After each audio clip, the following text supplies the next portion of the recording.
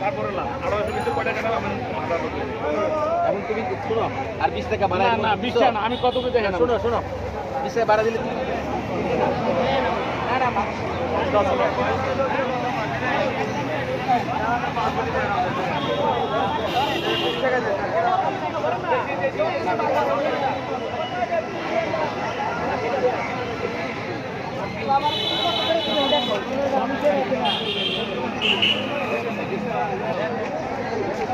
ভাই শোল মাছের কেজি কত? শোল মাছ বড় ভাই 1200 টাকা কেজি। 1200 টাকা।